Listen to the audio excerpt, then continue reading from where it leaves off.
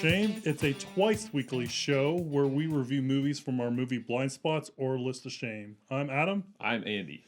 and this week we're going to talk about what are we going to talk about? LA Confidential. LA Confidential. I forgot for a second. Yes. But before we jump into the movie review, we always like to talk about what we've been watching. So Andy, what have you been watching? So I watched. I'm not a huge Kevin Smith guy, but I saw that. Did you watch Reboot? I did. I the want Jay to and see Silent that. Bob reboot is on Amazon Prime. Oh, is it? I don't think I would pay to watch this because honestly the trailer looked terrible. Yeah. But I saw it was on Amazon Prime, so I was like, all right, I'll watch it. But it's been so long since I've seen the Jay and Silent Bob Strike Back. I went ahead and watched that first, and then I watched Jay and Silent Bob Reboot. Jay and Silent Bob Strike Back, because it's been so long since I've seen it, I guess my reevaluation of it is I don't think it's nearly as good or funny as I used to think it was. I don't think it's bad. Can we take, so how do you overall feel about Kevin Smith? I tend to not like, I think most of his, well, I don't know about most of his movies because I haven't even seen the ones that he's done in the last several years. Yeah, besides the reboot. The ones he did like post all the comedies, like Tusk, Right. Red State, and all those. Yoga Hosers. Yeah. I've missed all that stuff. I never liked Clerks. I think Mallrats is okay, but it's been a long time since I've seen it. I remember liking Chasing Amy, but again, long time since I've seen it. Pretty much all these long time since I've seen them. So I don't need to say that every time. Dogma, I remember liking okay, and Jay and Silent Bob Strike Back, I like okay. I didn't see anything after that.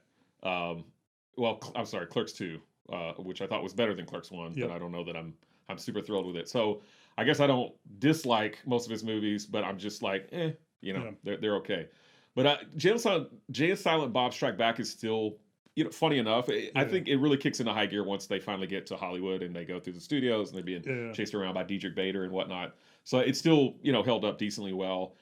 I honestly, and maybe it's because I had such bottom of the barrel expectations for Jay and Silent Bob Reboot, I didn't think it was that bad, honestly. Cool. But, and again, it didn't cost me anything other than whatever it costs for a Prime subscription. Yeah. Prime membership. But it's not terrible. I'm a fan of Kevin Smith. I came into his movies with Mallrats first. So when I watched Clerks, it was just so different that it just wasn't the same kind of movie I was expecting from Mallrats. But I've kind of followed his career since then. I also haven't seen Tusk, but I've seen Yoga Hosers and I've seen Red State. And I really like Jay and Silent Bob Strike Back, but it's also been a couple of years since I've seen it. Right. But I'm kind of excited to see Reboot. I'm with you. The trailers looked atrocious. And no offense to whoever cut them, it just didn't look very good. But I've heard good things about Reboot, so it's made me interested to see it. But I'm glad you liked it, and I'm glad you told me it was on Amazon because that means I can go and watch it. Yep. It's kind of like Clerks 2. Like in Clerks 2, you saw Clerks 2, right? Yep. It's kind of more mature than Clerks 1, and they're like, oh, they don't want to grow up, they don't want to leave the safety blanket of the convenience store where they work at. This one has got more drama than you might expect because Jason Mewes finds out he has a kid or whatever. I'm not giving anything away that's not in the trailer. He finds out he has a kid, and it's actually played by Harley Quinn Smith, Kevin Smith's daughter. And it has some funny stuff. It has a callback to Glengarry Glen Ross and some other, like the ABC speech. They kind of do that. They do a riff on that and some other things. So, it's all right. Very cool. And other than that, I went on a huge Jackie Chan binge. Okay. I watched Police Story 1, 2, and 2013. 2013. Police Story 3 is actually Supercop. It was released as Supercop over here because at the time we had not seen Police Story 1 and 2. They hadn't been released over here. And then I watched one other movie of his, which was Crime Story, kind of a police story spinoff in a way, but more dramatic. But I love Jackie Chan, so Jackie Chan movies are cool. I think I got a bunch of those from you that I need to rewatch or watch because I've seen them, bits and pieces throughout time and stuff like that. And I definitely need to do a Jackie Chan deep dive whenever I got some free time. Awesome stuff. Even when they're bad, they're still good. They're like just because his stunt work is incredible. This is incredible, for sure. And what have you been watching? So, like I usually like to do with these is I always try to watch at least one movie that's kind of on theme with what we watched. So I watched The Black Dahlia. Have you seen The Black Dahlia? I actually don't think I have. It's a De Palma movie. I know. I think it missed me somehow. It's a De Palma movie. It's based off a James Elroy novel. Actually, LA Confidential we talked about is part of his LA Quartet, I think is what it's called. Right. And the Black Dahlia is one of those. So for me, it's in the same kind of time period as that. It's same based off of similar source material, I would say. And I thought it was pretty good. The ending is kind of I feel like it suffers a lot that LA Confidential suffers, where it just feels like the ending just kind of everything just dominoes together and doesn't really feel like there's a good payoff and all that kind of stuff. But I know get spoiler for my review on LA Confidential. But I thought it was okay. I remember liking it a lot better. I had a friend that really liked it, and but I remember liking it a lot better. But it's just, again, I'm gonna get into this with LA Confidential. It's just I think it's just hard source material to adapt. Although I haven't read the source material, it just ends up feeling more like a play by play rather than watching the story unfurl. But I do think it's stronger in the fact that you get to see like Josh Hartnett's home life, you get to see Aaron Eckhart's home life, and I think that makes the story more interesting. But wanted to watch something that's in the same kind of milieu, in the same vein as the movie we've been watching, just to kind of help wrap my mind around the whole everything. Gotcha. All right, so that's what we've been watching, and now we're going to talk about LA Confidential. Stensland got what he deserved, and so will you.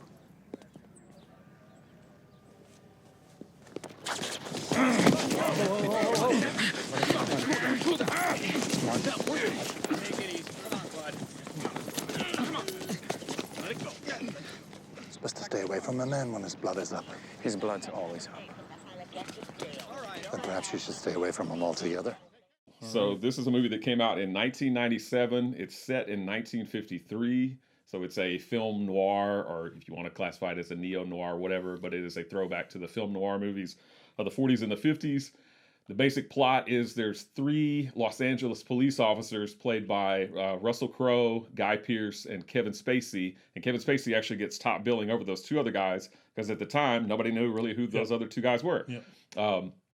But those 3 cops are trying to investigate, or are investigating, murders that occur at the Nite Owl Cafe. That's kind of the plot of the movie. And as they go along in their investigation, they mistrust each other, and they find that they have to work together, etc. And they eventually dig deeper and deeper and find more corruption as things go along. But anyway, that's the basic setup. Kim Basinger is also in the movie. She plays Lynn Bracken, and she is a Veronica Lake lookalike. Veronica Lake was a actress primarily in the 1940s. Also appeared in some film noir movies. It also has Danny DeVito as Sid Hudgens, and Brian Helgeland wrote the script, or co-wrote it with Curtis Hanson, directed it. And ended up winning it. Right, and Curtis Hanson directed it. Brian Helgeland ended up winning an Oscar for the script. And also, the Vicky Lake won an Academy Award for her portrayal. Right, Kim Basinger Kim won. Basinger, right, right. What did you think? I thought it was good. I have a problem with sometimes of these kind of noir movies, and I'm thinking like Inherent Vice and stuff, where it's very meandering and it just doesn't feel. It feels like you're kind of just winding through this story, and you're doing one mystery and then another mystery comes up and you kind of follow the trail of that mystery, and it's just like it's like a whole tangle of ropes that you're just kind of following around, and then in the end it kind of gets resumed. I would say like Inherent Vice is in that way. A little bit of The Nice Guys is like that for some more modern movies. And for me, it's just those movies are really hard for me to kind of enjoy. So I think this movie kind of had an uphill battle, but I thought it was good. A couple things I just really wanted to call off on there is I thought it started out excruciatingly slow, like excruciatingly slow. I thought it just took forever for the momentum to start on that. And it just felt like it took 30, 40 minutes till I felt like the movie actually started get going and get its like feet under it. The biggest complaint I have is it definitely feels like the source novel, and I actually looked up the pages because it was almost 500 pages for the novel, was definitely very convinced. And I was reading on IMDb that they had to cut out anything that didn't have the three main top characters in it. Mm-hmm. And to me, it felt that way. It felt it didn't feel like a story. It just felt like I was saying a little bit earlier, like a play-by-play where they're like, we need these key points, and it didn't feel like there's a lot of connective tissue to that in there for me. So it kind of was hard for me to kind of want with these characters and know and kind of follow these characters. And the other big complaint that I have with it is that you really don't get to see anyone's home life. Like you get to see, Russell Crowe's character when he's out, being a police officer. You get to see all Kevin Spacey's when he's being a police officer. Like you never get to see like a fully fleshed out version of these characters. You only get, I feel like, one note, and that's them on the job. The character I feel like you get the most insight into is Kim Basinger's character. And for me, that's probably the reason why she got the Academy Award nom, because like in this whole story, I mean, this is me guessing and projecting, but I felt like, with her, you kind of know like what her wants and desires are, right? So she's out there, she wanted to become famous, but she ended up being a prostitute. But then she talks about when she takes Russell Crowe to her room that, she wants to go back to Arizona and she wants to start a fancy dress shop. Like no other character do you really have that, or their motivations kind of spoken to that in that way. And that kind of, like I said, with The Graduate, I feel like that's a good way to bring me in the movies when I know what the characters want and need are, right? Okay. The other, I kind of feel like I'm spending a long time. The only other thing is there's a couple shots in this movie that are hilarious. Like Russell Crowe breaking the chair is hilarious. It looks comical. When the guy gets shot and by Guy Pearce, like in the chair, he just kind of goes, like falls back like that. Hilarious. I don't think it was purposely so. What else am I say? I feel like I want to just go through these really fast. I feel like James Cromwell's in a completely different movie. Like I understand, like his accent just feels so out of place, and no one calls it out, no one talks about it, and it feels like almost he's like a character from The Untouchables brought into this movie. He came in from Ireland or Boston or something. I understand that, but it's just like he's the only one with an accent. And I can understand like with The Untouchables and, like police forces that they were Irish and immigrants that kind of started those things. But, some of the people that he worked with in the past didn't have the same kind of accents because, that was Russell Crowe's partner. And as the story goes on, you realize that, James Cromwell's character is kind of the center of this, conspiracy. Mm-hmm. And he's worked with other policemen in the past and he's been killing him to kind of cover up his steps. And I don't know. It just felt really weird out of place. I felt Russell Crowe was out of place. Like he felt like he was in a completely different movie for me. What? Yeah. He was just glaring the whole time. He's pissed. And the He's last thing guy. I want to call out is I thought the movie was very dull looking. I wanted to show you this and I didn't get a chance to, but like in the police station, the walls are like gray and white. Like it just feels like the whole color palette is like in these muted colors and doesn't feel like there's a whole lot of contrast. So the movie just looked very like unappealing to me just because I felt like it was all in this kind of middle color spectrum. Like it wasn't a lot of contrast, I felt like. Maybe that was the TV I was watching it on, but that's I kind of felt that way. And did you? So I know that was a lot to throw at you for LA Confidential. What are your thoughts and what did you feel about it? I love this movie. You watched two different movies? Yeah, I think so. I love this movie, and you're very much in the minority. Yeah. If you don't, well, I know you said ultimately you kind of thought it was okay or good, but it's definitely a movie that is not only a critical pleasure or critically pleasing, but the audiences ate it up, or at least the audiences that saw it in 1997. Mm-hmm. I was looking on Rotten Tomato, and again, this doesn't mean anything. Ultimately, the show is what we think about it, but it's 99% fresh on Rotten Tomatoes, and the audience score is 94%. So usually those numbers are probably a little bit further apart because usually what critics like, audiences are like, if it's not just outright entertaining, they don't really appreciate it more for like the critical aspects or whatever. But anyway, forget all that. Ebert gave it 4 stars. Yes, he did. I was going to mention that too. Sorry. No. Not necessarily on the show. I was gonna tell you about that. But he also gave Sky Captain in the World of Tomorrow 4 stars, which I know that you don't like. Okay, so the first part of the movie, I I guess I can kind of see what you meant by it's slow because that's not. I think on the surface, that's not really, or it doesn't appear to be as integral to the plot because the plot really kicks into high gear once the Nite Owl murders occur. Because that's basically the rest of the movie. They're trying to get down to the bottom of who the hell killed these people in this cafe. But I think that first part, which I'll just refer to as Bloody Christmas because that's what it is. The first part of the movie, it doesn't show them. It doesn't show their home life. But I think that the Bloody Christmas thing is a good way to set up who these characters are. It tells you that Russell Crowe hates, wife beaters and all that, and he's an angry guy. And do we know why? Presumably his mom was abused by his father, and he killed her or whatever. He beat her to death. Yeah, I remember that. Yeah. It shows Ed Exley or Guy Pearce as the night watchman or night commander, watch commander. Sorry, watchman, watch commander, night commander. Something. I'll get it at some point. Yeah, the watch commander and how straight-laced he is.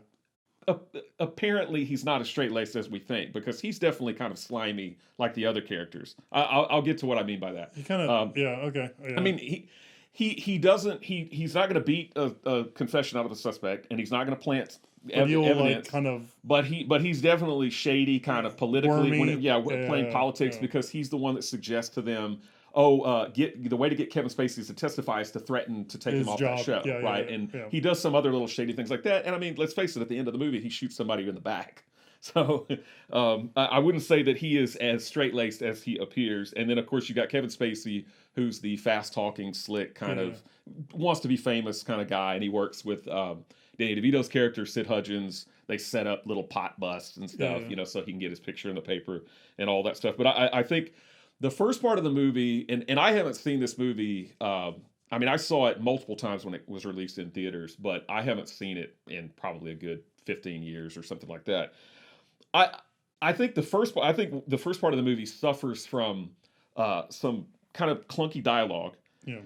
And some bit players that are in the movie that suck. Like, their acting is awful. But thankfully, they only have like one or two lines. But you got guys that come in that they're so amateurish, like acting-wise. I was like, why the hell didn't Curtis Hanson do another take of that? Because this guy sucks. I also didn't like the guy. So when Ed Exley or Guy Pearce is asked to testify, you've got Captain Dudley on the right, you've got the DA on the left that they end up dangling out of a window, which is completely implausible. They would not do that. I don't like that part of the movie. The guy in the middle, I don't know what his exact title was.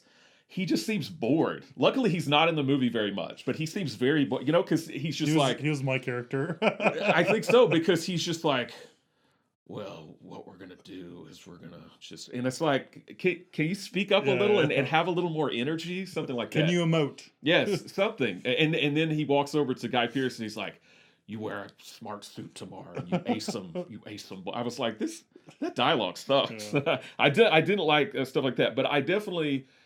That first little part aside... And I like the first part. I definitely find some flaws in it. But once they get to the Nite Owl, or the Nite Owl murders occur, I think the rest of the movie, I think it just gets better as it goes along. And it's more involving. And I do think so. I do think it ramps towards, being better, or, ramps towards something towards the end for sure, yeah. I don't agree that James Cromwell belongs in a different movie, but I do think his accent goes in and out. Just like, sometimes their Australian accents, I feel like, come out a little bit. I just feel like they should have put a hat on it or placed a button on it, and the fact they should have called it out or said something. Yeah. Because it's hard whenever there's only one character that has an accent. Yeah. And it's just like, why is this one character have an accent, Right. I mean, and you can intellectualize it, and I get it, and I can understand, outside the movie that it is, but it's just one of those things that when I'm watching the movie and that happens, it takes me out of the movie, right? Yeah. And I would think as a filmmaker, you would want to minimize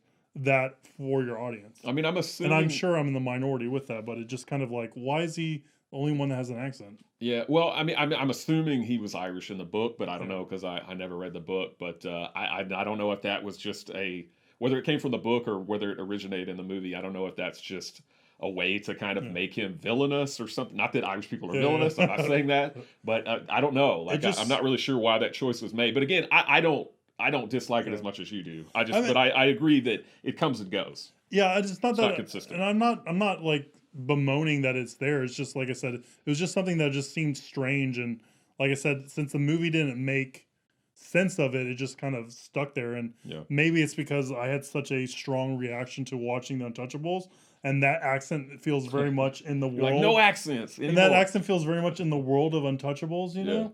That maybe that's the reason why it kind of shot out to me. But it was one of those things that I was just like, whoa, this is interesting. Right. Well, I think as far as the performances go, honestly, to me, the standout is Kevin Spacey. Like, I love Kevin Spacey in this movie. I like his character.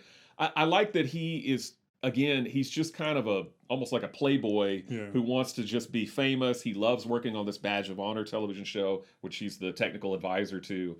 And he sets up the little pot bus with Danny DeVito, but he enjoys kind of the glitz and glamour and being able to talk to pretty girls and do all this other stuff. But he does have a conscience. All these characters have a conscience. Well, maybe not Captain Dudley, but all these characters have a conscience, I feel like. And I love how they finally all at some point work together. And like Kevin Spacey works together with Guy Pearce.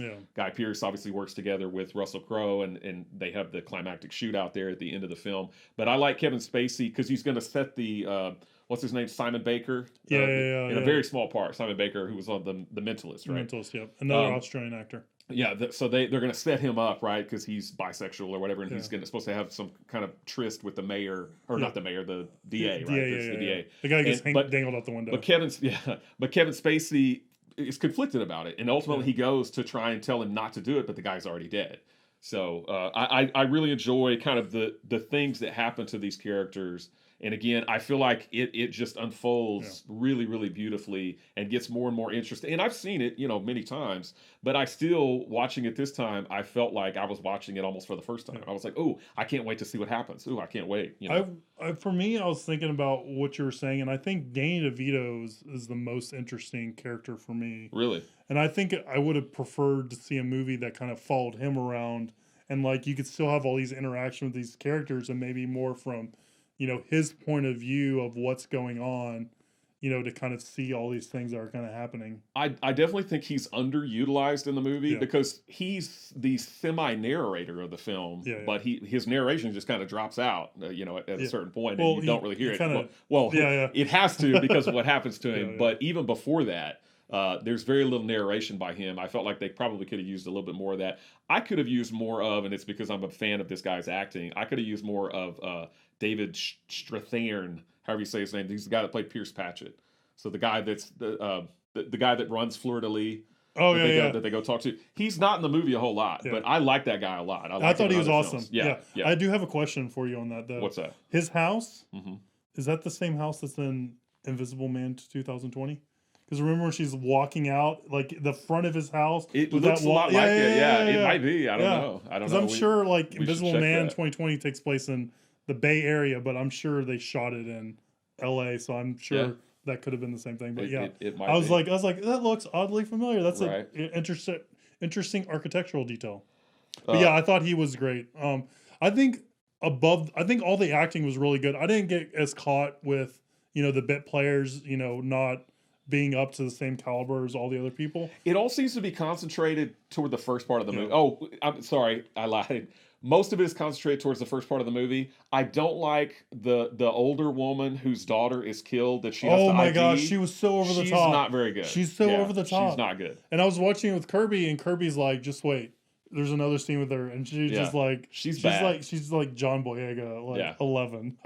Well, and again, I don't know why they didn't either cast somebody else or do some more takes or something. And and her story is so weird because like she's like, don't go, like, why was that room blocked off with that thing? Was like, I could never tell if that old lady was in on it or not. Yeah, it like, is a little ambiguous. I think in the end she was not supposed to be in on it, but she kept on like protesting, and it's almost I don't want you to go down there. Yeah. It's almost like, what are you trying to hide? It's very strange. So the Australian actors that were cast in this, Russell Crowe, Guy Pearce, again, I was looking up kind of what they had done prior to this, and if anybody might have recognized them when they saw LA Confidential. Unless you saw Romper Stomper, which is a pretty well-known movie that Russell Crowe did in Australia, or Virtuosity. Remember, he's in Virtuosity. and The Quick and the Dead. He's in Sam Raimi's Quick and the Dead. And I love The Quick and the Dead. But unless you saw those before you saw LA Confidential or were big fans or whatever, you probably didn't know who Russell Crowe was. And same thing with Guy Pearce, unless you saw Priscilla, Queen of the Desert, which was later kind of redone as To Wong Fu, Thanks for Everything, Julie Newmar. Unless you saw that, you didn't really know who Guy Pearce was. Obviously, Kevin Spacey had done Usual Suspects before this and won like a Best Supporting Actor, I think, for that. He'd done Seven. So he was pretty well known. And again, that's why he gets top billing over these two other guys, because everybody's like, who the hell are they? But I love Russell Crowe's character. I thought that you brought up the chair. He breaks the chair, whatever. So no one could do that. Well, no, they couldn't. I agree. Yeah, no one can. This time, I didn't think it looked as like when I saw it in '97. I just thought it was badass. Oh, it was bad. But now I was like, yeah, that looked really kind of fake or whatever. But it didn't take me out of the movie. It didn't make me dislike it at all. But I think he's more badass in this movie than he is in Gladiator. Honestly, I love Russell Crowe's fierce, like, driving anger in this. And we haven't really mentioned Kim Basinger. Well, you said that you liked her. You thought she had the I thought she was kind of the heart and soul. And I do, and I think she had the fullest, like the roundest character. Yeah, I think you see a lot of different aspects of her. You can see that she's conflicted, and then you kind of, at the end of the day, for me, you know what her wants and desires are. Yeah, which I feel like, like for Guy Pearce's character, for Russell Crowe's character, you kind of have the generic, well, they're cops. They want the bad guys to go away. Right. But, what else do they want? And the other thing is, since we're kind of talking about Russell Crowe and Kim Basinger, is their love story just felt like it was like 3 scenes, and all of a sudden he's, like, sleeping with her. And I was just like, okay, this is weird. Like, there was no build up to it. There was no tension. It was just like, he saw her at the liquor store, then he went by her house, and then he watched her from his car, and then all of a sudden they're like in a intimate relationship. And then at the end, she's like taking care of him. Oops, I touched my microphone. And I hope that didn't sound bad to everyone. And in the end, she's taking care of him and driving him back to Arizona. It's just like, that just felt so like abrupt, and there was like no, I don't know. It just felt like it wasn't fleshed out. I mean, I don't get that. I realize they don't spend a lot of time together before they start seeing each other or whatever, but I just feel like they just click. They just have a connection. That's the kind of man that she's looking for, this protective kind of guy, because she's probably had a rough life, which kind of led her to being a call girl or whatever, and he's looking for somebody like her. I don't know. I do like that. I don't know. Yeah. I don't. Yeah. I was just gonna say, I do like that he hits her and he feels bad about it, but I'm like, I don't like that she goes back with him when he does that. Like, I would think, like, she seems like she has enough agency and enough, like, again, this is probably getting into a whole lot of, domestic violence stuff that I am not in any way capable of talking about. But I just felt like her character as presented in the movie wouldn't do that. Because she seems to be very aware of everything that's going on and all these moves and all these players, and just doesn't seem like something she would put up with. I think you can argue that, but I think ultimately she just feels bad because she did sleep with this guy's partner, basically. Well, not partner, but this guy's weird too. Co-worker on the force. Well, I mean, she did it because she was told to by Pierce Patchett, and they did it in order to get Russell Crowe to try and kill Ed Exley for them, to do their dirty work for them. I did want to mention, according to her in the film, she hasn't had any plastic surgery. She just dyed her hair to look like Veronica Lake. But other people in the movie have had plastic surgery in order to look like other movie stars. The girl with the bandage on her nose is supposed to be Rita Hayworth. I like the part where they go into the bar and Johnny Stompanato is in there with Lana Turner, or who Ed Exley thinks is a call girl that has been cut to look like Lana Turner, but it is in fact the real Lana Turner. Cool. Although honestly, I don't think it looks very much like Lana Turner. But Johnny Stompanato was actually her real life boyfriend, and he was murdered by her daughter. Interesting. Yeah, and her daughter was exonerated for it. She got off. She got acquitted. I mean, obviously, this because we're doing this show, and the audience probably knows this. A lot of these actresses, I've not seen. So you could show me a picture of anyone and say they're them. I'm like, okay, that's cool. Yeah, I get it. Yeah. Well, I mean, like I said, I don't think know who Rita Hayworth is. I don't think Kim Basinger looks that much like Veronica Lake. Well, for one thing, Kim Basinger was around her mid-40s whenever she did this film. Don't get me wrong, she looks great, but she still looks nothing like Veronica Lake. And Veronica Lake in her prime was probably in her 20s because Veronica Lake died when she was 50. Yeah. She died very young. And it was sorry to interrupt. No, go ahead. I was going to say it's another one of those movies, and because you're talking about Kim Basinger, that made me think about it, is where I'm like, I looked up Kim Basinger, I'm like, what is she doing now? It's just like one of those movies like we've kind of talked about where I'm just like, oh man, I like want to see like more stuff she's done. Like, why isn't she doing stuff recently? Because her portrayal I thought was really good. Yeah, her career, I mean, she's definitely been acting steadily since then, but nothing to the extent of what she did in LA Confidential. And it's probably why this is the one time she was nominated, and, you know, obviously she won, but she hasn't been nominated before or since. But before this, she mainly did, like, comedies and stuff. It seems like she did, like, The Marrying Man and Nadine and Blind Date with Bruce Willis and stuff like that. So this was, I think, a meaty role for her, and I think she knocked it out of the park. She did really well. I think I've covered just about all this stuff. I do have a question for you, but it's kind of putting you on the spot. Okay. Did you look up who was nominated for Best Picture in 1998 for the year 1997? I didn't look them all up. No, the only other one. Well, I think Good Will Hunting. Was nominated. Titanic, As Good as It Gets, I think. Oh yeah, that's right. And Full Monty. Full Monty, yeah. Okay, yeah. So I was trying to figure out where I would place L.A. Confidential in that list of those movies. I mean, I think it's better than all of those films. Yeah.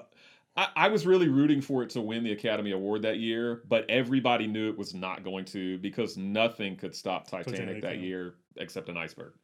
I'm sure I've heard that joke before. That was funny. Well, I mean, so out of the Best Picture nominees, I think LA Confidential is far and away the best. Yeah. But honestly, it's not my favorite movie of 1997 because that's the year that Boogie Nights came out. And I like Boogie Nights. I love Boogie Nights. Yeah. I love LA Confidential too. But and also Jackie Brown came out that same year, which I also really dig. I think that's Tarantino's best film. Wow. Honestly, yeah. I do, and I said this with The Graduate, I do want to give this movie another shot now that I kind of... Sometimes it's easier if you know where it's going, you can... your expectations are set. And so it's easier to kind of enjoy and see what it's worth. But, you know, like I said, for me, I just felt like it felt very abridged, like they were just finding scene after scene after scene from this, you know, giant source material to make a movie out of. And what I would like was if we were focusing maybe on less characters and we got to see more of their home life and stuff like that. Like, I just felt like we got these, like, you know, paints, like broad strokes of like these characters, and you kind of put them into a mold and you can kind of go, yeah, I get this kind of character type, but I don't feel like there was enough detail to kind of support that in this movie, minus Kim Basinger's character. So that's what really kind of made it an okay movie for me and not like a great movie for me. Yeah, and obviously everybody talks about how difficult it was to bring this novel to the screen, and I think Brian Helgeland did a really good job of kind of culling whatever he needed to get it in there. Again, he won an Oscar for the screenplay. Funny enough, he won a Razzie in the same year. Oh, because he also wrote the script for the Postman. Kevin Costner's The Postman. Okay, so he won an Oscar and a Razzie in the same year. I think Sandra Bullock has also done that before. I think also the guy who directed The Cobbler, one of my favorite directors, The Station Agent. Okay, he directed. Like everyone's shouting at their screen, and trust me, when I edit this, I shout at the screen because I'm like, "Come on!" It comes to my head so quickly, but whenever these lights are on and all this kind of stuff, I can't think. He directed When Thomas McCarthy. McCarthy. Okay. I think he also got the Razzie for that because I think he won because he directed The Cobbler, which definitely got a Razzie, and I think the Catholic behind the scenes, you know, priest molesting movie won Academy Award that year. Spotlight. Yeah. Spotlight so Spotlight and The Cobbler in the same year. Yep. Okay. Thank you for helping me out with that. Yeah. That's what I'm here for. So, anything you'd like to say to wrap up LA Confidential? Well, I was just going to mention again. We've gone over this. It won 2 Oscars: screenplay, best supporting actress. It was nominated for 9 Oscars. The other 7 Oscars that it did not win, what won? Titanic won for all 7 of those. It was nominated for, or I'm sorry, I already said it was nominated for 9. So was Good Will Hunting. Titanic had 14 nominations and won 11. Titanic! You son of a... There was a LA Confidential TV pilot that came out in 1999, but it was not picked up for series. Doesn't have anybody that's in... It doesn't have any of the actors or actresses. It has, obviously, some of the same characters. Kiefer Sutherland is the lead, and he plays the Kevin Spacey character. He Valance. Jack Vincennes. Oh, Vincennes. And also, there was a 2018 TV pilot that was made that didn't go to air. Oh, I didn't know that. Yeah, I was looking up comparisons between the book and the movie on Wikipedia and IMDb just so I could try to piece together in my head why I felt like the thing was presented the way it was, in my opinion. So that's why I looked that up. Curtis Hanson, he never had a super flashy career. He's not a flashy director, but I feel like he does a great job with LA Confidential. This is by far his magnum opus. I mean, I've seen a lot of his movies he did before this, and I've seen some of the movies he did after this. I don't think any of them are near as good as LA Confidential. There are some good ones in there, don't get me wrong. He did 8 Mile with Kim Basinger a few years after this. Yeah. His last film was Chasing Mavericks, and unfortunately he passed away in 2016. Brian Helgeland is still writing screenplays and is now a director. He did A Knight's Tale with Heath Ledger. Which is an awesome movie. He did 42, the Jackie Robinson story. He's done some other stuff. Obviously, Russell Crowe has gone on to become a household name. Guy Pearce, maybe not a household name. He had a big insurgence and then kind of he did some really crowd-pleasing stuff, like especially Memento. Every fanboy and fangirl in the world knows him. Time Machine. Machine. He was in Time Machine. Count of Monte Cristo, I think he did. Count of Monte Cristo. He was in the movie that a critic called Space Jail. Lockout. Yes. Or Escape from the Prison in Space. Yeah. Lockout, which I think is an awesome movie, and I think he definitely he plays that kind of character really well in that movie. Yeah, he it's like he did some really blockbuster type films right after LA Confidential, because obviously this was a huge boost for these guys' careers, but he's kind of settled more into doing more independent movies these days. Of course, he was in Iron Man 3. Yep. And he's in the new Blood Pool or whatever. Oh, Bloodsport. Blood In, Blood Out. The Vin Diesel movie. The variant comic. Blood something, yeah. Is that Bloodsport? I think Bloodsport's the Van Damme movie. It's like Blood Pool or... I'm thinking of Deadpool. I don't know. It's Blood something. Again, shout at your screen and tell us what it is. Why are we doing this again? Yeah. Well, I mean... obviously...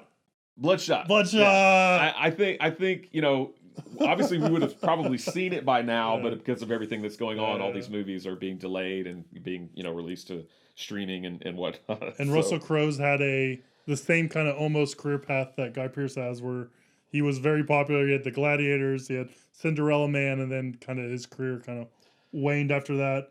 Yeah, he's made some interesting choices. He was nominated 3 years in a row for The Insider, then for Gladiator, which he won, and then for A Beautiful Mind. He was in Nice Guys with Kim Basinger, so they worked together again. And Nice Guys is a great movie. Nice Guys is a great movie. Was Kim Basinger in Nice Guys? Oh man, she's I can't remember her character's name now. She's the villain basically in the movie, or one of them. Spoilers. I can't remember. Yeah, but yeah, that's all I got. I wish I liked it more. Kirby was just shaking her head the whole time I was watching the movie as I was taking notes. Like, I really want to like these movies, guys, but I'm trying to be honest. And like I said, there's some things that just don't sit well with me, even though I also don't like the Guardians of the Galaxy movies. And, you are the first and that puts person, me in the minority. You're the first person I have ever met that has seen LA Confidential that is not just over the moon about it. Yeah. I'm going to show you some screenshots from the movie, and you'll see like how stark white the police station is, and just the movie just feels very like muted. And it's interesting because I was watching the Black Dahlia, and we're probably going on way too long, but the Black Dahlia, like, yes, there's like this sepia tone kind of color correcting added to it, but when they're in the police station, like the whole police station's like in shadows, right? And it has that contrast to it, and it makes it interesting. And, even like we're going to talk about next, like Body Heat, I feel like Body Heat is like a very dark movie, but it's not, it doesn't feel very bland, which I felt like when I was watching this movie, like the color choices just felt like very neutral and very bland to me. I mean, I think the story is enough to carry it and keep Yeah. it interesting, so that doesn't bother me. All right. So I already said what we're going to talk about next time, and that's going to be Body Heat. Body Heat. Lawrence Kasdan's first directorial outing. And yes, because he also did Empire. Yeah, I mean, he wrote a lot of scripts before Yeah. then, but this was the first movie that But he also directed Empire. No. He just wrote Empire. Yeah, Irvin Kershner. Irvin directed Kershner, Empire. you're right. Yes. Yes. So we'll talk all about that next time. So like, subscribe to our show.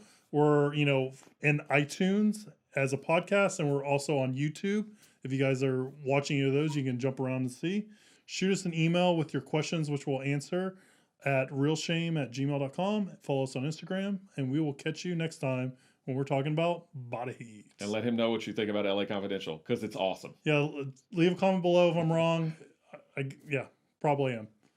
I'll see you next time, guys.